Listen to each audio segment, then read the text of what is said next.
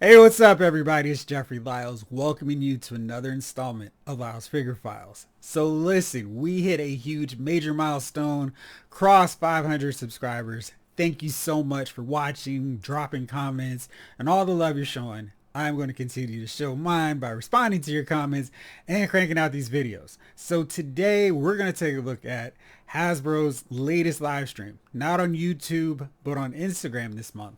And I think we got a lot of good reveals. Some things that I've been waiting to cross off my list. A few more Toy Biz figures I can finally retire. That's good news. Of course, there's also the downside of what these prices were going to be. And I'm kind of wondering if we've started to reach the end of the line in terms of what people are willing to pay for Marvel Legend figures. So let's take a look at what we've got from yesterday's reveals. First up, we got the Retro Sentinel. So this is for the Retro 3.75 inch line. This is sort of a pared down version of the amazing Marvel Universe line that once upon a time was so great, cranked out really great figures, some of which still need better versions in Marvel Legends. If they could just take the 375 figure and size it up to Marvel Legends 6-inch size, we would be perfect and great. But this one's a little bit more streamlined, but I like the Sentinel. I think it works because back in the original creation of the Sentinels, they were kind of dorky looking robots anyway, just big giant menaces for the X-Men to tackle and fight. And I think this captures that. And the price tag isn't too bad for what you're getting. You're getting basically a 6-inch figure, $25, with two different heads, some tentacles, some blast effects. And I think they'll scale in pretty well with that smaller scale figure. And I also think that I could probably use these for my Marvel Universe figures. So I don't know what it is. Maybe just the psychological thing of, hey, this is a giant size 3.75 figure and I'm paying $25 for it.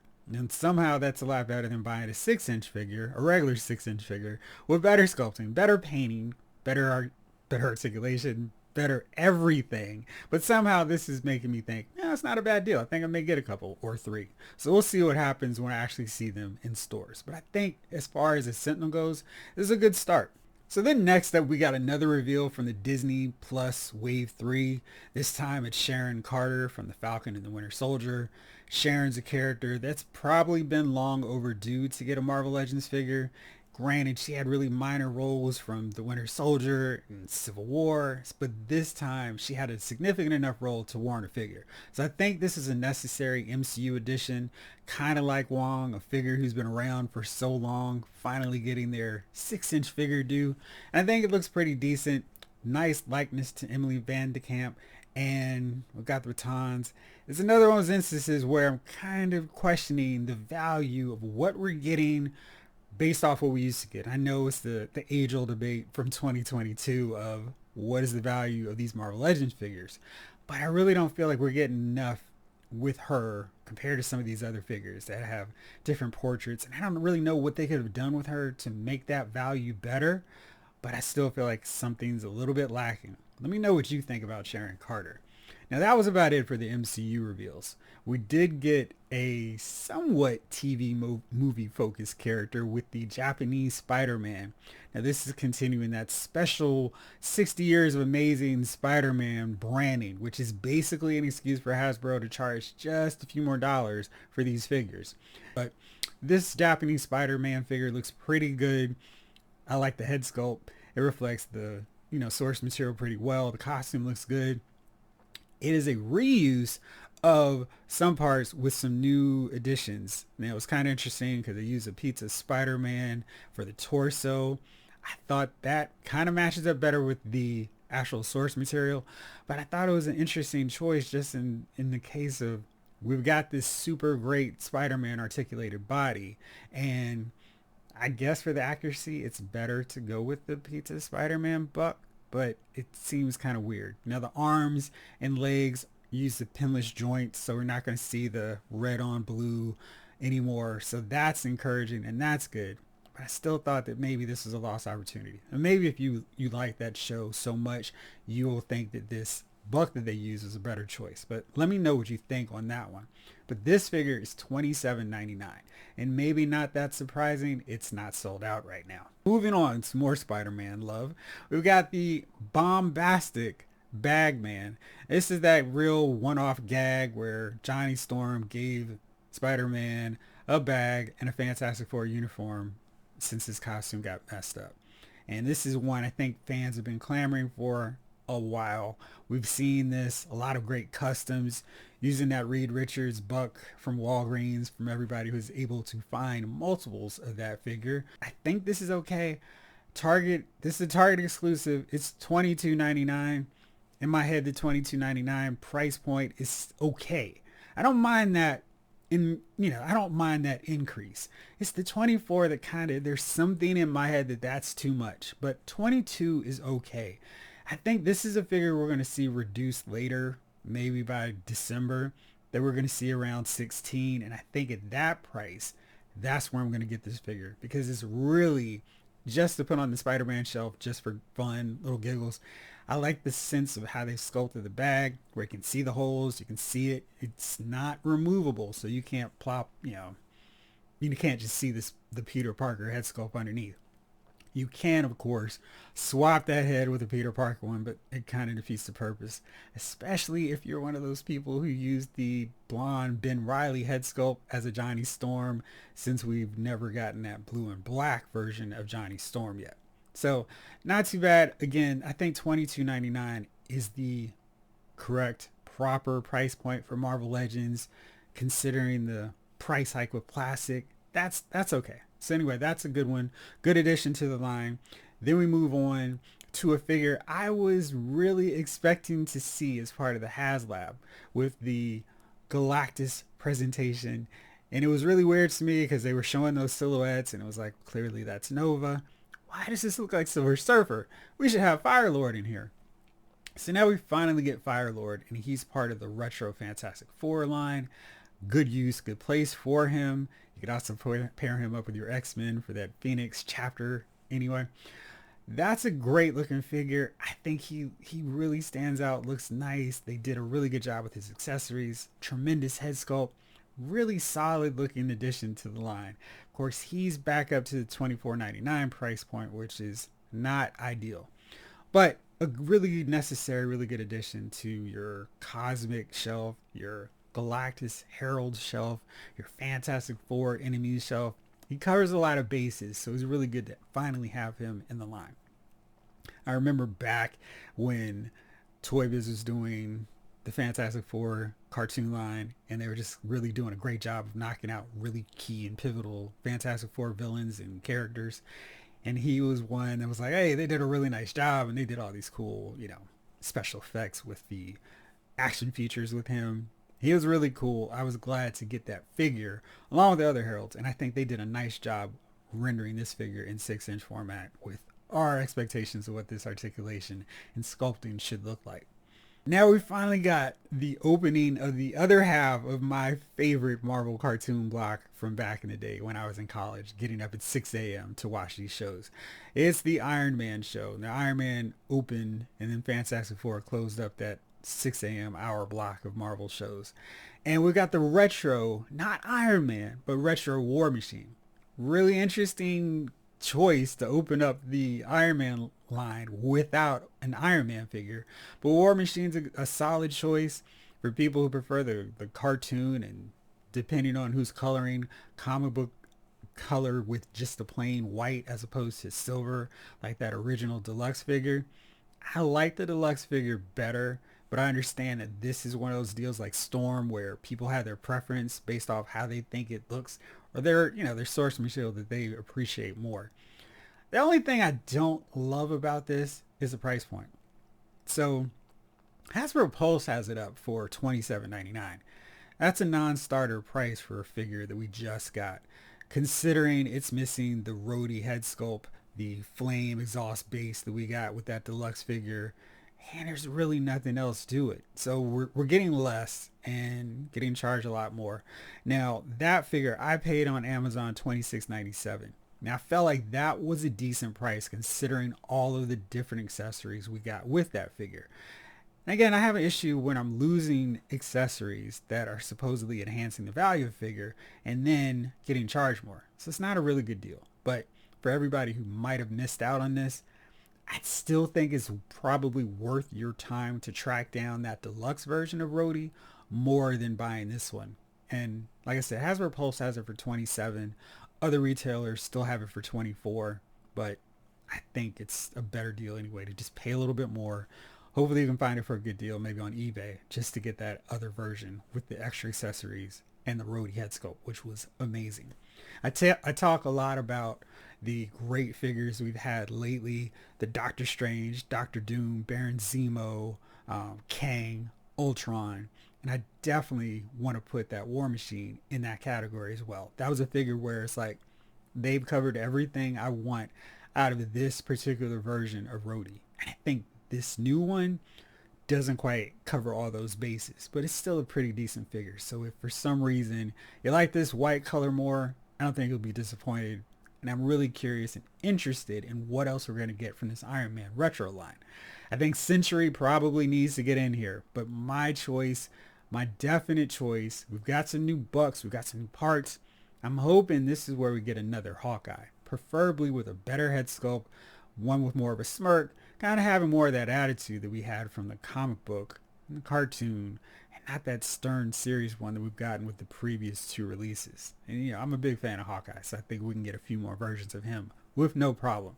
So maybe this is a foray to get him, that Force Works version of Scarlet Witch. You know, there's some options for some characters that we don't have. And if they're going to go as deep as they've done with the Spider-Man retro line, and even to some extent the Fantastic Four line with the villains, this could open up a lot of exciting possibilities with all of the Iron Man villains that showed up on that in that cartoon, including the Mandarin. And I'd love to see him with all of his 10 rings glory, a robe that is not a shell that makes him impossible to pose and move. Lots of options, lots of ideas. So I would love to see him. Maybe the Melter. Yeah, there's tons of figures on that. Whiplash, etc. A better version of Crimson Dynamo that's more classic, old school. That figure, that Build-A-Figure is one that I refused to track down and buy because I was like, this is not the Crimson Dynamo I want. I have been a sucker for so many Build-A-Figures because it was like, I've got everything except for this one figure that's got the arm or this one figure that's got the head.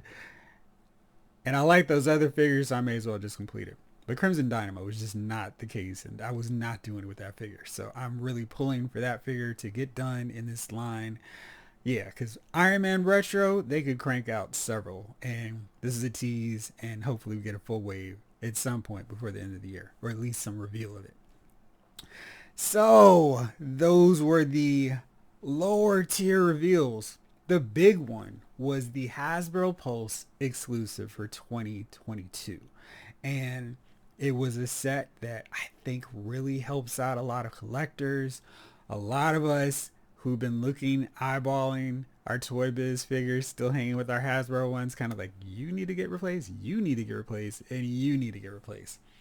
And this has been rumored for a while, so it's not like the biggest shock, but we got a Mojoworld set. This includes an all-new, fully sculpted original piece, Mojo. And it looks really good. It's bigger, wider than the Toy Biz version. I think the Toy Biz figure really stood out pretty well. It wasn't a case of, oh, this figure is awful, it needs to get replaced. There are several awful figures that I still have representing, you know, an older era of figure collecting. I think, and I'll get to this in a second. But Mojo looks really good. I think he's a nice upgrade for everybody who wants to. And I think that they did a nice job. They've included 3 face plates. So that's kind of like that Modoc figure where you had different options. I really love those. You know, anytime you can get those, I think that's a nice bonus to any figure. So we've got that with him. He's just bigger scale. He's not going to be towering over the 6-inch figures like he probably would if he were actually made to scale. I think he's not a big enough selling figure to try to go with the full HasLab, but they could have made him a little bit bigger so he's sized up and towering over him. But failing that, I think they did a really nice job. And I'm also very curious about his base and that tail section. And I'm wondering if Hasbro is thinking or have already kind of figured out a way to reuse this for the Cameron Hodge, the X Factor enemy, because he's a really good villain. And, you know, he was the main guy for the right and the extension agenda storyline. So he's probably somebody we should get in figure form. And I think that tail could kind of work for him. We'll see. But Mojo looks really good. The other figure that was totally brand new is Longshot. And my Toy Biz Longshot had the absolute weakest knees. The sucker never wanted to stand on his own and buckled if I even remotely turned to look at him on the shelf. So he's like leaning against the wall in my Outback X-Men display.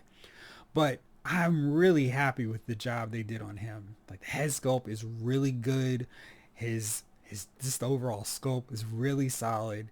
They have the appropriate amount of fingers for him. I mean, just a really nice job with a key character from that late 80s lineup of the X-Men. And then we also get a little Wolverine. And this is one of those, haha, this is a nice, you know, non-articulated inclusion. And not really a figure. I thought it was very hilarious on the listing on Hasbro Pulse that it says it's a 4-figure set. And when it's not, I need a figure to move joints. That counts. That's just like a little statue or a small base. But it's a fine, kind of appropriate little inclusion for this set. I'm a little curious why they went with him. Because I felt like we got a set back in the Marvel Universe days where they had multiple X-Babies. So I was kind of curious they only did one. And I think this tease is weird because I don't know if they're really going to be committed to doing any more of these guys, the X-Babies. So we've got Wolverine and we're just not going to have anybody else. The final actual figure on this set is the Dazzler that I think a lot of us wanted. The true Outback version with no jacket. It's one of those cases where Hasbro wanted to knock out the arcade look. And that's fine. I mean, she was in the Pride of the X-Men with that, so it's canon to some extent. She did wear it every so often, but this non-jacketed version is the one that works much better, more comprehensively with your Outback era. She can fight the Marauders, assuming we ever get any more than Sabretooth. And the Marauders are so high on my villain list that I want to see get done because I always thought they were such great characters and were a great matchup for that version of the X-Men. So, but Dazzler has a great head sculpt. The hair's longer, so I love this option of being able to swap in the older art jacket version of Dazzler and put that on this figure. But I think they did a really good job of actually enhancing the face, throwing in a bit more makeup. Her sparkle light effects have a nice little shimmer in them, so it kind of conveys her power. It's the same power effect we've seen forever, but I like how they did it in this case. So we've got an enhanced, I don't want to say improved version of Dazzler, but a different one that works a little bit better for your X-Men. We've got Longshot, a superior version over that Toy Biz one that wasn't going to need a lot of work to be better. And a Mojo that is really good, and I think it works for your display with your Hasbro figures. Not as much gritty and grimy paint as the Toy Biz version. I hope it'll stand up a little bit better with its spider legs, because that was definitely something that became an issue over time with the Toy Biz version, where you just had to kind of have it sitting on its base, not on its legs. So we've got that. I think the only real problem that I saw pop up in the chat, which is a problem because Instagram doesn't have that disabled chat feature that I love so much on YouTube, is people were going, where's Spiral? And I think Spiral's a character or figure that could hold off on her own and be a separate release, standalone. I mean, we've got Rock Python. Everybody's on the table when you can get a Rock Python figure out on shelves. But Spiral is probably a character we could have gotten in this set if they didn't need to fix Dazzler and make a better version of her. So that's one of those cases where I wish they had thought through the original Dazzler a little bit better so we could get Spiral, Longshot, and Mojo in this set. Anyway, we're going to get Spiral at some point. She seems really due now for a figure, along with the rest of Freedom Force / Brotherhood of Evil Mutants, another group that fights X-Factor, a team that I really want to see completed in Marvel Legends. You may have seen that video I did a while back. But yeah, so really good set. And I was very curious when I saw the video yesterday, the live stream, about the price, because they didn't mention it. And that's always a thing, especially at this point in collecting Marvel Legend figures, where it's where it starts to get a bit dicey. That Null and Venom set was $80 for 2 figures, and it's like, we're paying this much extra for wings. So I was reluctant and got on Pulse and was like, all right, let's see what this sucker is. And the price was $131. And I should again incorporate that Roger Rabbit eyes popping out gift, because that's a lot of money. And I know Mojo is more complicated than some of these other figures we've gotten in deluxe format. We've gotten a really good Apocalypse from Age of Apocalypse. That was a nice deluxe figure. The Thanos was another figure that was a deluxe. We were starting to see that reused now with the controller. We've seen some deluxe figures that were, 35 at most. And I'm like, okay. And you kind of consider that price with Mojo. And I go, all right, well, what's a fair price for him? He's all new. They can't reuse him like they did with Thanos and Controller. And, they can reuse parts for Apocalypse and kind of get away with it for a classic old school version. But Mojo is a one and done figure. So, I was trying to think, like, what is a fair price for him? And I'm thinking $70 maybe, because I feel like even then that's too much. The Modoc figure from last year's Pulse exclusive set, he clocked in at $73.99, and he also had another figure who kind of helped offset that, because the Modoc was a reuse of a figure they'd already done, another deluxe figure. So, and again, I'm sure they had some consideration of, we'll do this variant to offset the cost of this all new sculpting for Modoc. Now let's say they understood we cannot do anything with Mojo, so we're going to have to charge more. So let's say, given these inflation costs, the rising amounts of plastic we're paying, that Mojo is worth $90. Let's say that still feels really, really high for a figure like that, where, we were paying at best $50 for deluxe figures, and it just seems like that is a major jump. And I know it's like, hey, we got to pay extra for all this stuff, but you consider these other deluxe figures we've gotten, he is going up higher than the inflation cost from $19.99 to $24 or $27.99 in figure cases. And long shot, okay, totally new figure. Dazzler's a reuse. They did a new head sculpt, and that's great, but it's not like she's got a lot of new parts. Little Wolverine is not something that should be factoring into this price point. He's a nice inclusion. I think if we had X babies, maybe that's a way to sell this. Like, okay, hey, here's the price for these guys. So that $131 is the original price.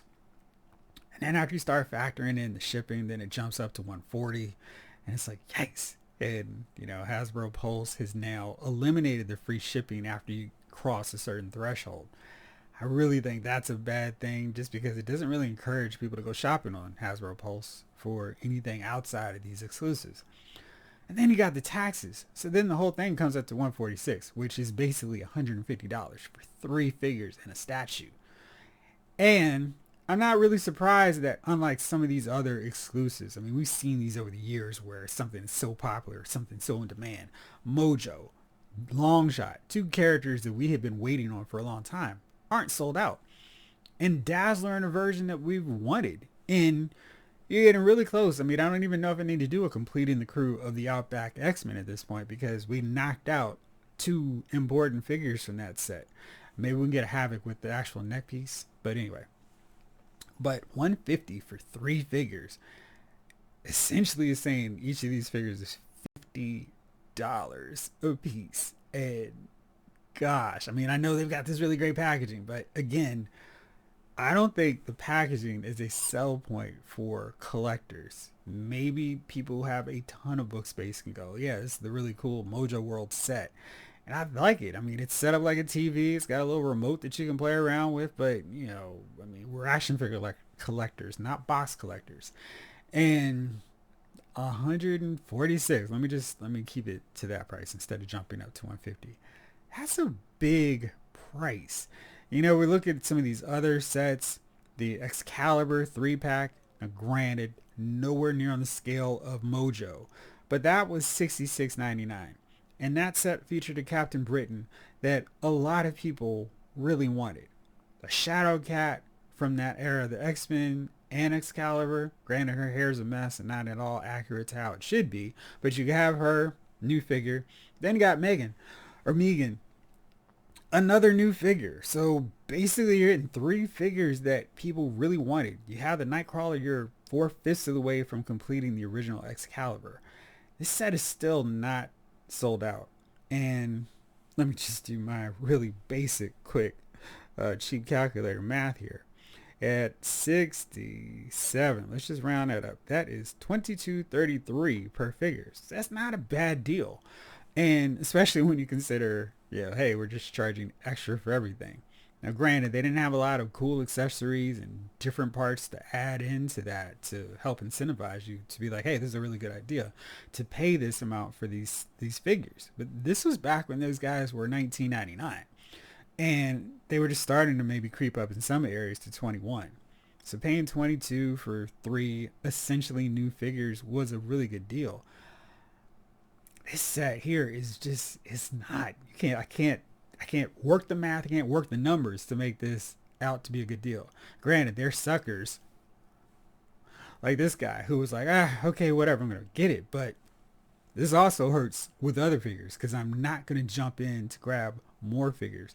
You take this price down in another way, $150 for 3 figures. Let's say he's a bonus, or deluxe.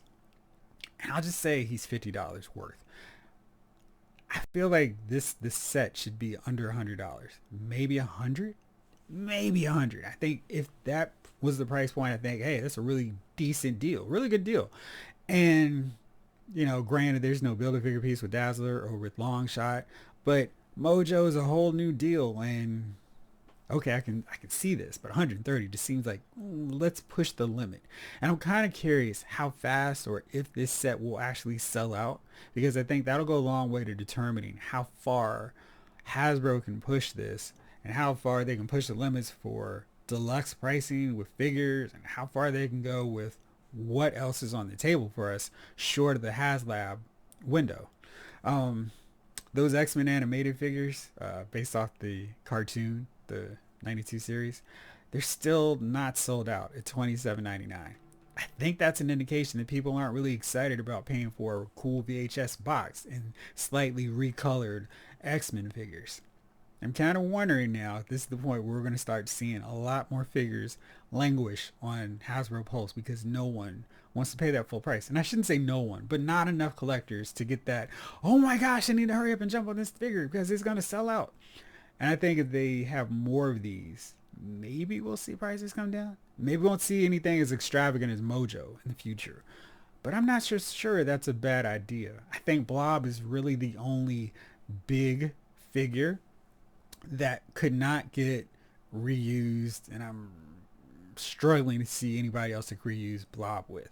But we got him, but he's nowhere near as complicated as Mojo. So he should be a deluxe figure because he doesn't need any special sculpting outside of his just girth. He doesn't have the tentacles, the base, the tail, anything like that.